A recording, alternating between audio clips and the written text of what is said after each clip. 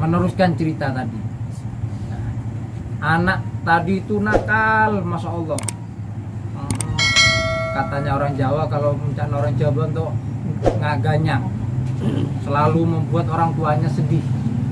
Akhirnya orang tuanya tidak mendoakan yang bukan-bukan, nggak mendoakan supaya anaknya itu patah tulang, kena kecelakaan, tidak. Orang tuanya cuman mengucap seperti ini, ya Allah, saya sudah tidak tahan kepada anak ini. Ucapannya cuman, ya Allah, saya sudah tidak tahan sama anak ini.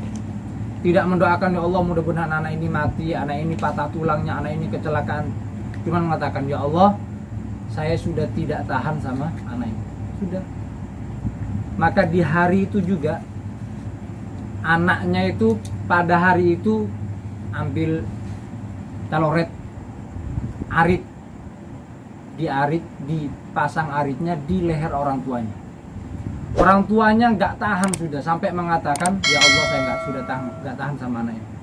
Keluar anak ini, keluar dalam keadaan marah sama ibunya, naik sepeda motor, jalan, nggak sampai beberapa menit, tabrak truk, meninggal, langsung meninggal. Kenapa? Karena sudah orang tuanya sudah nggak tahan. Akhirnya Allah Ta'ala cemburu, akhirnya Allah Ta'ala nggak terima kepada doanya orang tua tadi. Padahal doanya nggak mau doakan yang jelek, tapi doanya orang tua dalam riwayat lebih afdal daripada 70 wali. Bula kon sampian mun ajiarah wali songo, wali ampel, sunan derajat, giris, 70 kali lebih afdal doanya orang tua, lebih orang tua yang perempuan. Yang laki sama, tetap laki perempuan tetap orang tuanya kita, dan kita hati-hati dengan doanya kedua orang tua. Katanya ulama, doanya wali masih bisa ditolak, tapi kalau doanya orang tua tembus 7 langit. Tidak ada yang bisa menghalangi. Makanya kita kumpul di malam hari ini, baca Yasin, baca tahlil sedikit, itu untuk menjadikan kita orang yang bakti kepada orang tua.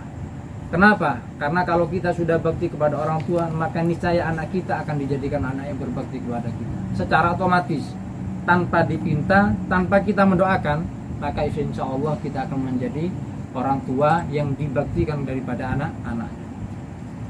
Hadirin hadirat yang dirahmati Allah Subhanahu wa Ta'ala, katanya sebagian ulama, kalau kita ingin menjadi orang yang sukses dunia akhirat, maka hormati orang tuanya.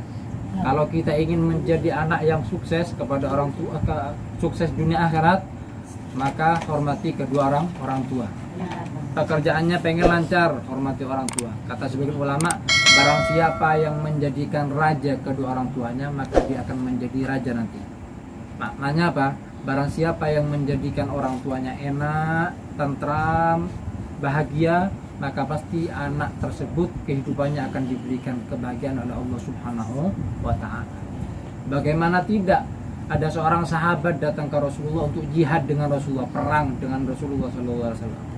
Kemudian kata Rasulullah, alaka walidah, apakah kamu mempunyai orang tua? Kata anak tadi, iya ya Rasulullah. Kata Rasulullah, jangan ikut perang, tapi kau bahagiakan kedua orang tuamu dulu. Mau ikut perang dengan Rasulullah, gak dikasih izin sama Rasulullah. Tapi bahkan kata Rasulullah, kalau kau masih mempunyai orang tua, pulang, buat orang tuamu tertawa, cukup. Pahalanya lebih afdal daripada perang di jalan Allah Subhanahu wa Ta'ala. Dalam Al-Quran selalu disebutkan, wa ati'ullah wa ati'ur rasul, taatlah kepada Allah, taat kepada Rasul. Jadi kalau ada orang yang mengatakan saya taat kepada Allah tapi tidak mengikuti Rasul, maka tidak diterima taat. Kemudian wa aqimus sholat wa atuz zakat, sholat, zakat. Kalau ada orang sholat nggak zakat, nggak diterima sholatnya. Ada orang zakat nggak sholat, nggak diterima juga zakat. Terakhir, aniskuri wali walidaik, syukurlah kau kepadaku dan syukurlah kau kepada kedua orang tuamu. Barang siapa yang syukur kepada Allah, masya Allah, haji, umroh tiap hari, tiap tahun. Haji umroh tiap hari 3. Kalau hajinya kan tiap tahun, umrohnya bisa tiap hari. Tapi nggak pernah syukur kepada kedua orang tuanya, maka niscaya haji umrohnya, zakatnya, sedekahnya, ibadahnya nggak diterima di hadapan Allah Subhanahu wa Ta'ala. Oleh karena itu, syukur kalau kita masih mempunyai kedua orang tua, kesempatan kita kesempatan kita untuk meminta doa kepada kedua orang tuanya. Ada seorang ulama namanya Al-Habib Ali bin Muhammad Al-Habsyi. Beliau jadi wali gara-gara doanya orang tua. Makanya orang tua semarah-marahnya kepada anak jangan mendoakan yang jelek. Ada namanya Kiai Hamid Pasuruan. Kiai Hamid Pasuruan. Jadi wali hanya gara-gara doanya. Kiai Hamid ini ketika masih kecil, masya Allah nakal. Ketika orang tuanya bikin makanan di dapur, ditumpah, dicampur garam. Akhirnya ibunya Kiai Hamid selalu mengatakan, ya Allah, lihat walimu ini. Lihat walimu ini. Bahasana bulakon sampean ya Allah, mon abas kiai na engkau ya Allah. Kiai na sampean ya Allah. Subhanallah, akhirnya Kiai Hamid jadi wali gara-gara doa.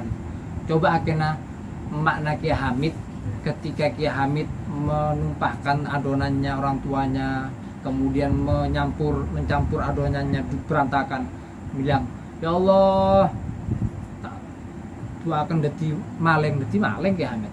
Tapi karena makna Kiai Hamid mengatakan ya Allah, lihat walimu. Deti wali Kiai Hamid. Deti Kiai. Ada orang Arab menggendong orang tuanya dari rumahnya dari Madinah kalau nggak salah ke Mekah, gendong pakai jalan kaki, ketemu sama seorang sahabat namanya Abdullah bin Umar atau Abdullah bin Abbas. Kemudian setelah tawaf, setelah sa'i semuanya digendong terus dari rumah sampai tawaf, sa'i semuanya digendong. Ketemu sama seorang sahabat namanya Abdullah bin Abbas. Tanya, sahabat, saya telah menggendong ibu saya dari rumah, perjalanan jauh ribuan kilo. Saya hajikan orang tua saya digendong, tidak pernah jalan ibu saya ini. Kemudian kata orang tadi mengatakan, apakah saya sudah bisa mengganti jasa ibu saya? Jasa ibu saya.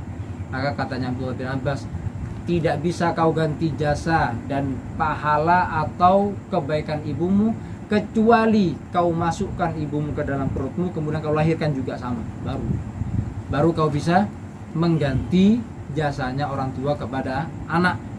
Bahkan kata beliau, satu hembusan ibu ketika melahirkan kita itu tidak sebanding dengan apa yang kita lakukan kepada ibu kita. Satu hembusan ketika lahir melahirkan, kan anak orang kebian kan meraturan tuh ngeden. Ketika ngeden melahirkan itu tidak bisa diganti dengan apapun kebaikan seorang anak kepada orang tua. Maka kita hanya sebagai anak, di antara kita orang tuanya yang sudah ada yang meninggal, ada yang mungkin tinggal satu, ada yang masih hidup, maka jadikan kesempatan ini yang masih hidup untuk selalu meminta doa kepada kedua orang tua, maka niscaya insyaallah kita akan menjadi orang yang sukses dunia dan sukses di akhirat, masuk dalam surganya Allah Subhanahu wa taala. Mudah-mudahan perkumpulan itu menjadi perkumpulan yang bermanfaat, perkumpulan yang menjadikan kita sampean ki. Ento paling tua sinten? Oba Ahmad di paling tua ki. Oba Ahmad itu kita tetap anak-anak Pak Hadis. Kakek Nabula Pak Hadis. Tapi tetap Oba Ahmad itu adik cucu. Atau adik anak, tapi tetap Oba Ahmad itu tetap anaknya Pak Hadis. Bula kon sampian setua-tua na bula kon sampian, adik cucu, adik cicit, tetap anak-anak orang tua na bula kon sampian yang sudah meninggal dunia. Nah, bula kon sampian jangan lupa. Maka kalau ada apa-apa dengan diri kita, mungkin kita lagi lupa sama orang tua kita. Kirimi Fatihah, kirimi Yasin, sedekah, masukkan ke masjid, masukkan ke surau dan lain-lain. Niatkan, ya Allah, saya sedekah ini untuk ayah saya, untuk ibu saya. Terus seperti itu, supaya kita diganti oleh Allah Ta'ala yang awalnya mungkin durhaka menjadi anak yang berbakti.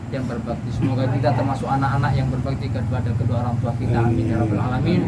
Dan semoga kita diberikan anak-anak yang soleh dan soleha yang akan berbakti kepada kita semua. Dan yang nantinya ketika kita meninggal dunia, kita akan menerima kiriman Fatihah, kiriman Yasin, kiriman tahlil, kiriman hadiah sedekah daripada anak-anak kita. Amin ya rabbal alamin. Wa sallallahu ala sayyidina Muhammadin walhamdulillahi rabbil alamin bisirril Fatihah.